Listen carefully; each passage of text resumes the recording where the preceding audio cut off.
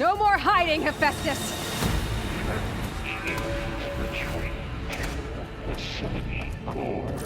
Got it! Hephaestus is back in the core! Make sure it stays there. I'm heading back. And then we can start the merge. Because of you, Beta. I'm glad you came along. And you, Laurel. We couldn't have done any of this without you. Right back at you, Aloy.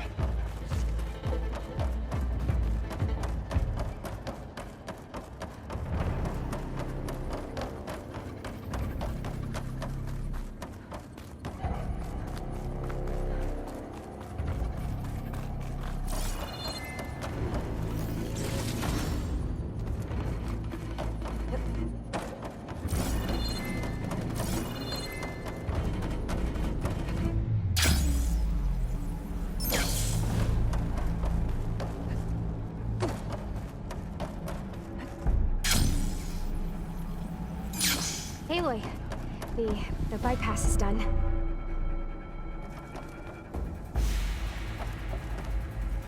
The core is stable. Hephaestus is 100% contained. And we better get started with the merge. It's all set up. Gaia, establish the link, please. Done.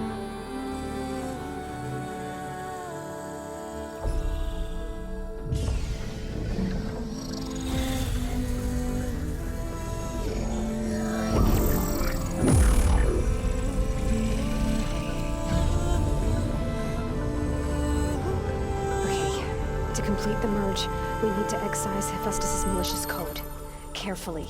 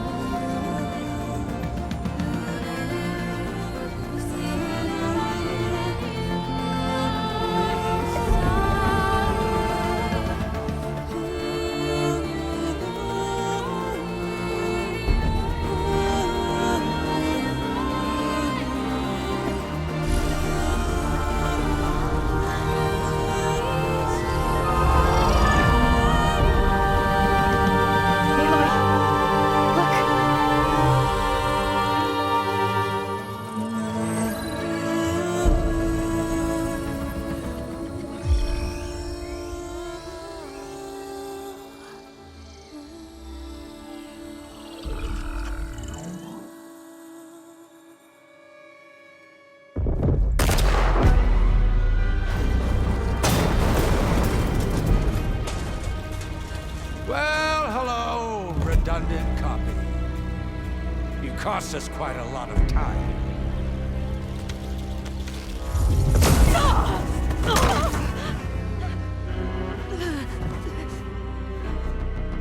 Eric, get Beta. And squash that bug while you're...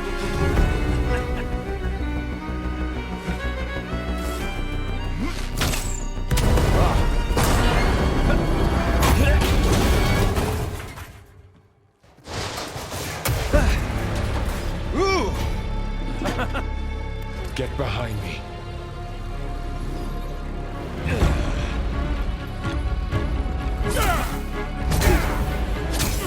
Come on! Quit screwing around! Yeah, we're having fun, right?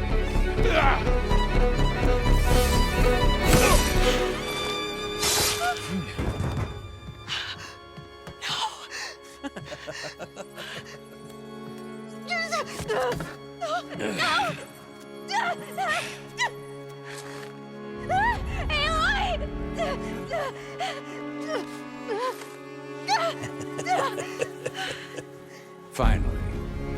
Tilda, get Gaia and Hephaestus ready for transport. Tilda! I failed. Hush. All is not lost. Tilda! What the hell are you doing? Stop her! I can't even see her!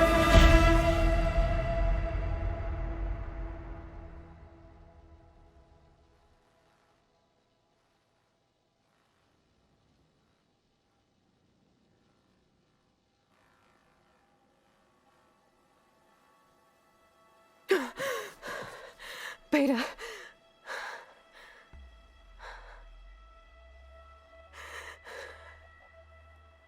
Farrell.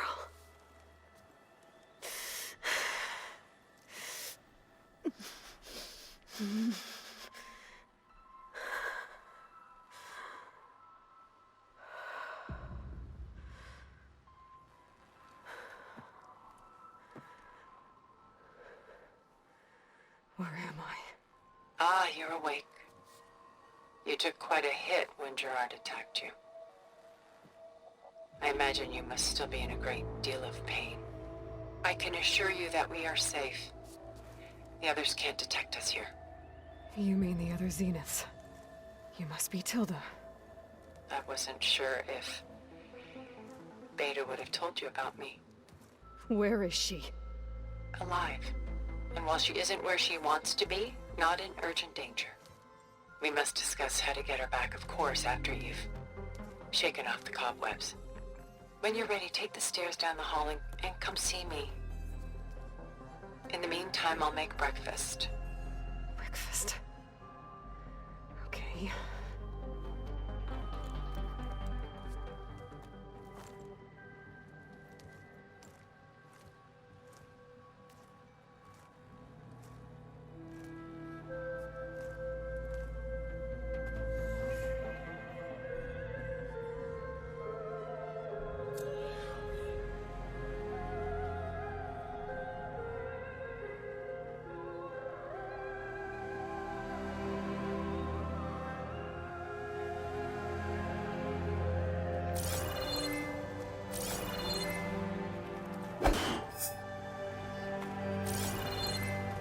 Why did Tilda bring me here?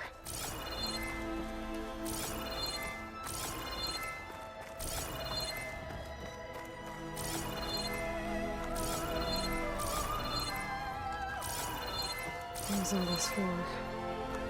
Some kind of survival bunker?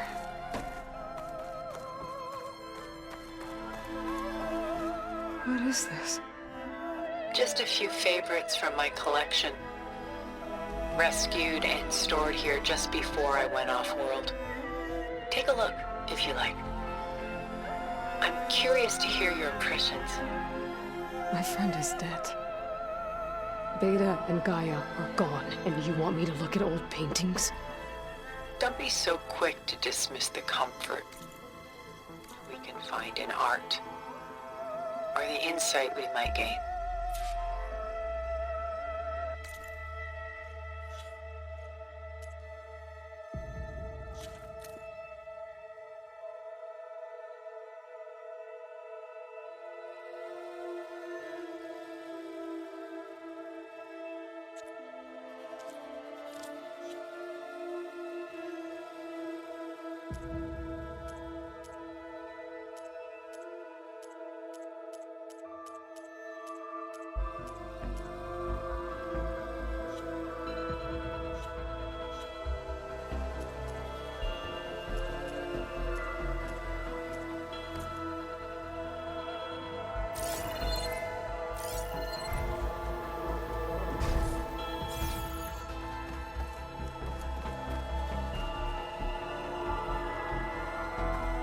My favorite pairing. On the left is Woman Reading a Letter by Vermeer, a true master. And on the right is a forgery, Woman Reading Music, which fooled experts into believing it was a priceless original. Early in my career, I became fascinated with such deceptions. Eventually, I developed scanning software that could detect fakes with unparalleled accuracy. Is that how you made enough money to buy your way onto the Odyssey? Oh no. I made my real fortune later. Why do you keep the forgery? I've always enjoyed studying the two side by side. Both painters capture light, color, and perspective. But what makes one a masterpiece and the other simply an imitation? The forgery looks sharper. Good eye. The details are crisp. The contrast bold. It tells us more And yet we feel less. What's in the letter? Who can say? What does the painting tell you? She's concerned. Whatever's written in the letter troubles her. A burden she can't put down. Fascinating. Why go through so much effort to make a fake masterpiece? The forger initially painted under his own name, but found little success. His work was considered unremarkable. But when he took on the guise of Vermeer, suddenly it was celebrated as extraordinary. But it was a lie. And he knew it. Sometimes we struggle to glean what is real and imagined, even within ourselves. The irony of these two is that Vermeer died in obscurity. He had no idea his work would become some of the most precious, most copied, most preserved pieces in all history.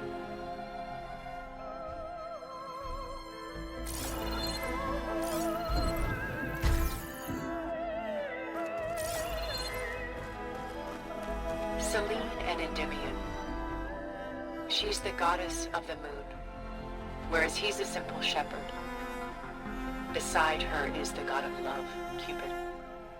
So she's sneaking up on him? More like visiting him in secret. The torch that Cupid bears represents Selene's undying infatuation with him.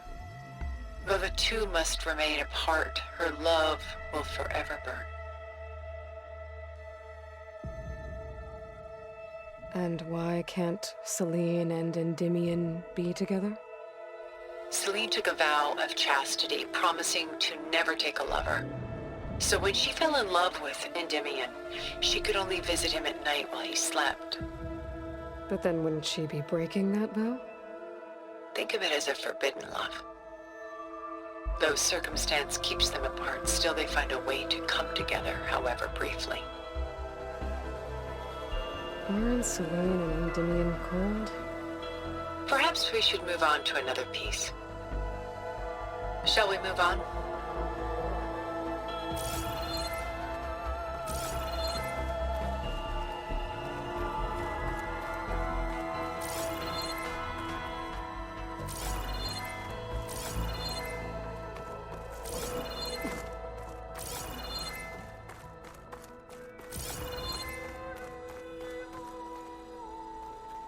This is Rembrandt painting Jeremiah, a man in mourning.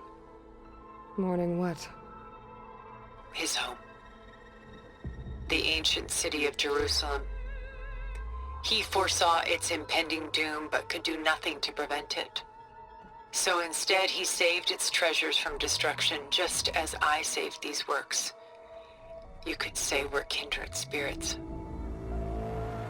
About Jeremiah. If he knew his home would be destroyed, why didn't he save the people? Why save those relics? He tried, but no one would listen to his warning, so he saved what he could. But how did he know?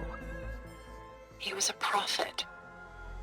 He saw an army invade and destroy the city in a vision. So it's more like he calculated which side would win a battle. What matters is that he was right in the end.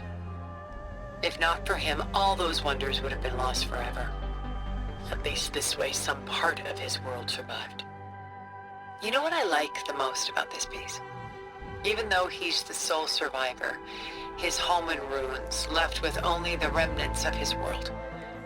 The light keeps the shadows at bay. There's still hope. Precisely. Take as long as you like.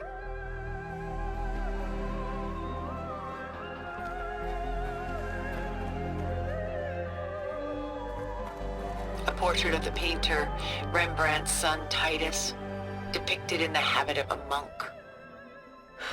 I don't get it. Why would someone like you, with infinite resources, care about this painting of a boy in a hood? It's not the image itself, but the feeling it conveys. The face is bright and defined, but his eyes are downcast, heavy with misfortune.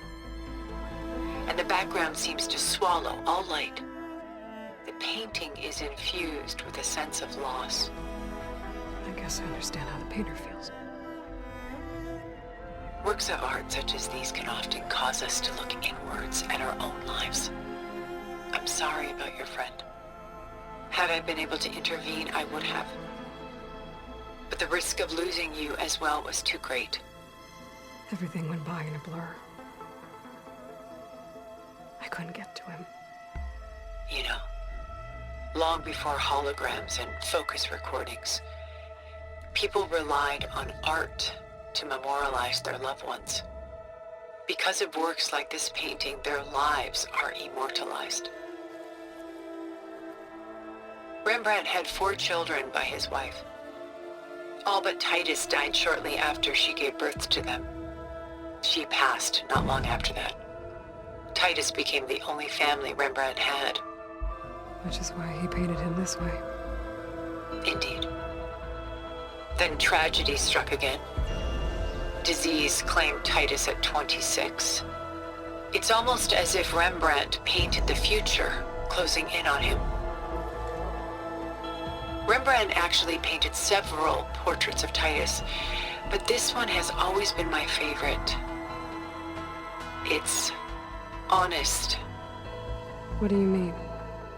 In others, Titus was portrayed in brighter, livelier states, but here, Rembrandt allows himself to express his true feelings. Sorrow, fear, hope, love, laid bare on canvas for all time. I see this one resonates deeply with you.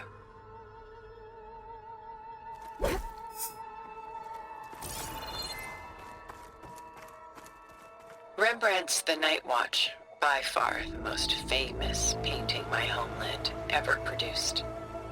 It was commissioned to honor a militia made up of influential citizens. I guess you must have been an influential citizen. In my day. But not as influential as you've been in this new world. The militia. They look disorganized. Where others painted such scenes in a stiff and stationary manner, Rembrandt chose to show them in action, preparing to march. He wanted them to feel alive. You can almost hear the commotion. Who's the girl in the painting? She's a strange one, isn't she? Bathed in light, though no one is paying attention to her. Many believe she's a symbol of the militia. A physical manifestation of their spirit, if you will. But she's not real? What's real in a painting? She's meant to represent the militia's virtue and victory. But I like to think they underestimate her. She looks as if she's seen something. What does she know? What secrets does she keep? There's so much detail to take in, isn't there?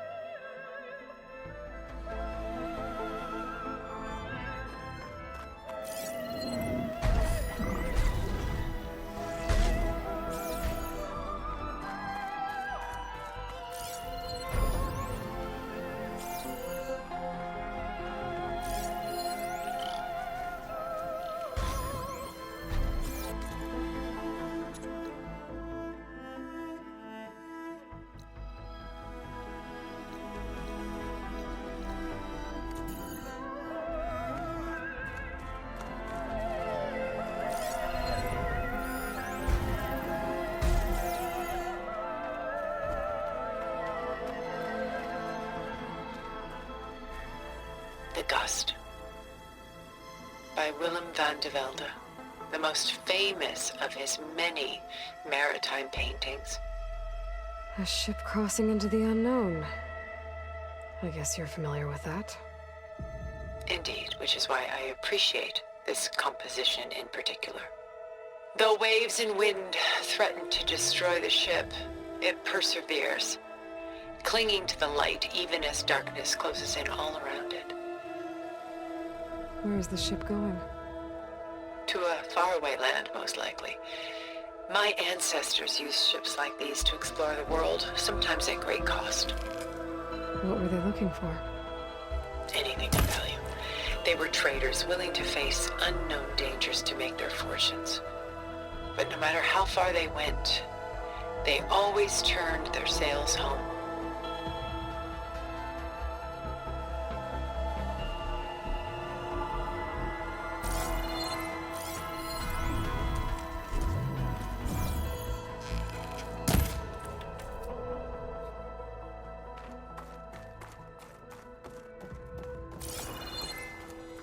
Stunning, isn't it? Paintings were the only masterpieces of my people's golden age. This is Von Vianen's leaded ewer, molded from a single sheet of silver. What was it for? How like Elizabeth you are. Function over form. Its practical purpose was less important than its meaning. Von Vianen created it in honor of his late brother, who himself was a famous silversmith. A memorial. Yes. Such beauty from sorrow. If this ewer was a memorial, how did you end up with it? As the Pharaoh's swarm closed in, my homeland's greatest museum gave it to me, along with many other works, in the hope that I could preserve them. A masterpiece like this was too important to lose to history. I even considered bringing it with me off-world to ensure its safety. Why didn't you? I took a calculated risk. This vault seemed more secure than the unknowns of space. Besides, I thought someday I might return. A long life, after all, has its advantages. Now, lo and behold, here I am. Exquisite, isn't it?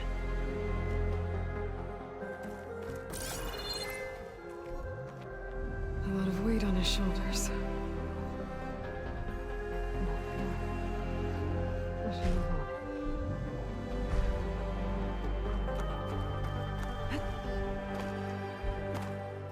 She's pulling out her own hair.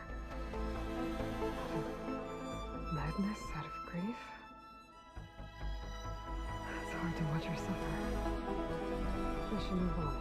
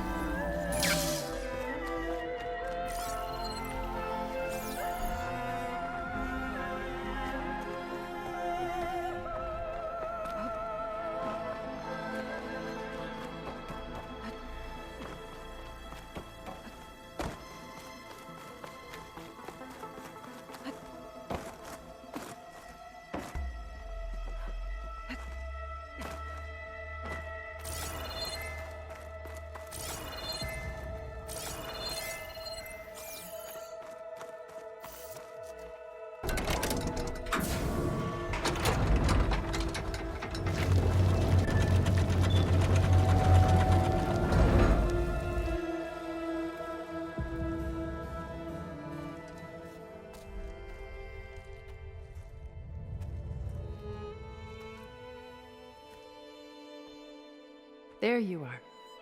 Feeling better? How did you find us? At the cauldron? And what did you do to everyone right before I passed out? All business, I see. Well, suffice it to say we were keeping a very close eye on Hephaestus, knowing we would need it at some point.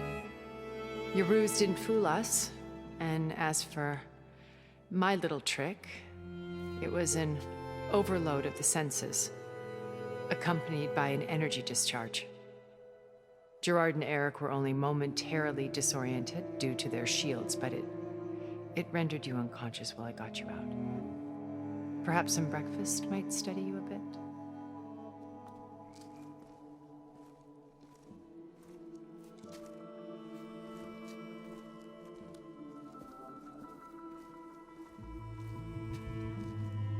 This was your house. The one you recreated for Beta, in the data channel you shared. How perceptive of you. Please, this way. After everything your people have done, you think I'm just gonna sit down and have a chat with you? They're not my people. They never were, and especially not now. You shot off into space with them, and lived with them for 1,000 years before coming back. So what made you suddenly turn on them? Quite simply, this. My old focus. You repaired it? But that means you've seen. Incredible things. What you've accomplished in 2 decades of life.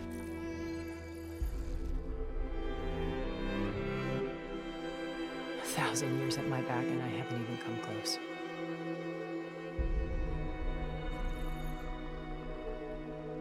I'm sorry if I invaded your privacy, but I had to. In order to understand. To be enlightened. You truly are Elizabeth's blood. With her drive, her sense of mission, her integrity. Watching all this shamed me for the company that I've kept. Having seen it, all I want is to help you. Even if it means stopping your friends? Especially so. Please, sit down.